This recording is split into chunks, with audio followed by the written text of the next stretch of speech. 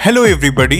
हमें इस बात को आज स्वीकार करना पड़ेगा कि शायद जहां से पूरी दुनिया की सोच खत्म होती है वहां से ही इजराइल और मोसाद की सोच शुरू होती है, क्योंकि रिसेंटली ईरान की प्रॉक्सी हिजबुल्लाह जो कि लार्ज नंबर में लेबनान और सीरिया में स्टेशनड है, उन पर एक बहुत बड़ा अटैक हुआ है। और अटैक भी ऐसा हुआ है जो बड़ा ही विचित्र सा है, बड़ा ही अजीब है, कोई सोच भी नहीं सकता ऐसा अटैक हुआ है। हिजबुल्लाह एक्चुअली कम्युनिकेट करने के लिए आपस में पेजर्स का इस्तेमाल करते हैं। If you don't know what is actually pagers, I will tell you, but for now आप ऐसा समझो कि ये पेजर्स ब्लास्ट किए हैं। 1000 से ज्यादा पेजर्स एक साथ ब्लास्ट हुए हैं, जिससे करीब 2800 से 3000 लोग घायल हुए हैं लेबनान और सीरिया में। एंड इवन कई लोग यहाँ पर मारे गए, ऐसा कहा जा रहा है कि करीब करीब 10 लोग यहाँ मारे गए हैं। और यहाँ पर घायल जो क्रिटिकली लोग घायल हुए ना, उनका संख्या 300 से ज्यादा है। तो अभी ऐसा पॉसिबिलिटी है कि कई लोग यहाँ पर जो डेथ टोल है ये और भी ज्यादा इंक्रीज कर सकता है। तो यहाँ पे बहुत कुछ समझने के लिए है, but before that I welcome you to Shri Ram Science, an institute serving the nation since 1985। And if you have not subscribe this channel so far, do subscribe and press the bell icon for more update regarding world affairs. और दोस्तों, हम आपके लिए काफी quality lectures लेकर आ रहे हैं, काफी अच्छे अच्छे कंटेंट्स लेकर आते हैं। बट इसके लिए सबसे पहले आपको क्या करना पड़ेगा, you will have to press the subscribe button.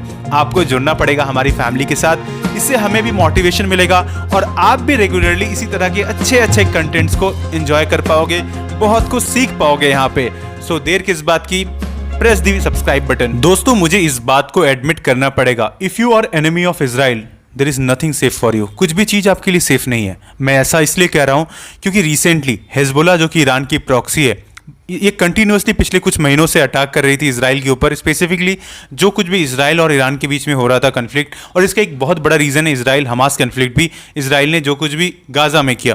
तो उसके बाद से हम कंटिन्यूसली देख रहे थे कि हिजबुल्लाह लार्ज नंबर पे मिसाइल्स और इस तरह के अटैक्स खास करके जो नदन इजराइल है वहां पर कर रहा था, जिसके बाद यहां पर एक बड़ा ही विचित्र सा अटैक किया गया है स्पेसिफिकली इजराइल के द्वारा। हालांकि इजराइल ने इस बात को कंफर्म नहीं किया अपनी तरफ से, लेकिन डेफिनेटली ये अटैक इजराइल के ही द्वारा प्लान किया गया था।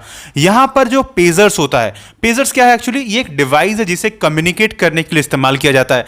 माना जाता है ये काफी सेफ डिवाइस है क्योंकि इसे हैक वगैरह नहीं किया जा सकता है, काफी पुराना डिवाइस है, राइट। 1949 के बाद इसे एक्चुअली यूज किया जाता था। कई सारे जो इमरजेंसी वर्क होते हैं जैसे कि हॉस्पिटल्स में इसका इस्तेमाल किया जाता था। एंड इवन कई बार हम देखते थे कि पहले के वक्त में जो सोल्जर्स वगैरह होते थे वो भी इसको रखते थे आपस में मैसेज वगैरह या आपस में जो कुछ भी इंफॉर्मेशन उसको शेयर करने के लिए। और ये सबसे इसका खासियत बात ये है कि इट इज़ वेरी हैंडी, आप इसे कहीं भी कैरी कर सकते हो, राइट। एंड इसके अंदर में इस्तेमाल किया जाता है लिथियम आयन बैटरीज का, राइट। अब यहां पर क्या किया गया, जरा समझो इस चीज को। देखो, इजराइल काफी दिनों से परेशान है, खास करके किससे, एक तो लेबनान में जो हिजबुल्लाह है वो कंटिन्यूअसली इजराइल पर एग्रेशन दिखाने की कोशिश कर रहा था, काफी ज्यादा चैलेंजेस क्रिएट कर रहा था इजराइल के लिए। तो यहां पर इजराइल ने बड़े ही स्मार्टली, स्पेसिफिकली यहां पर आप मोसाद का नाम ले लो क्योंकि मोसाद का ही ये काम है। देखो, ये सारी जो स्पेसिफिकली डिवाइसेस है ये बनकर आती है ताइवान से, राइट। लार्ज नंबर पे ताइवान इसे मैन्युफैक्चर करता है।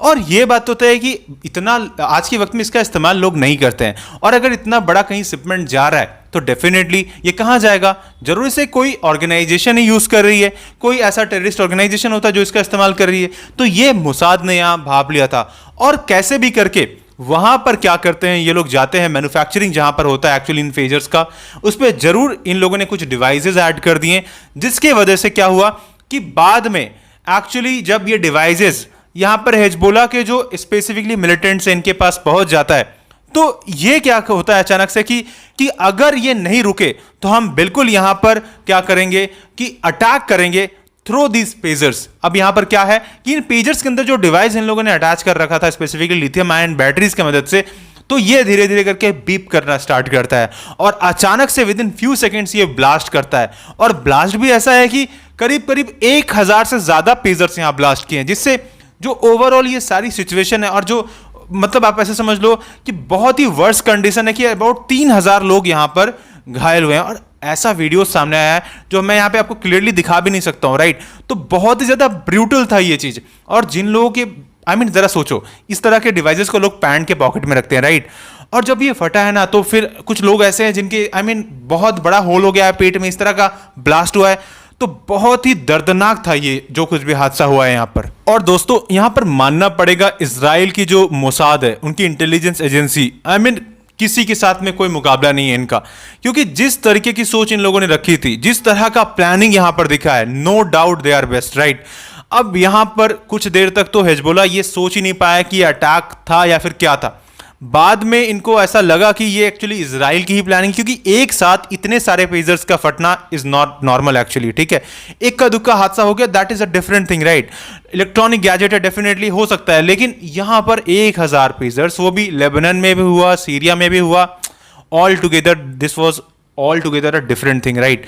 तो ये एक सोचने वाली चीज है। और इसके बाद हिजबुल्लाह ने यह कहा है कि हम इस चीज को नहीं भूलेंगे और इसका जवाब हम देकर रहेंगे इजराइल को।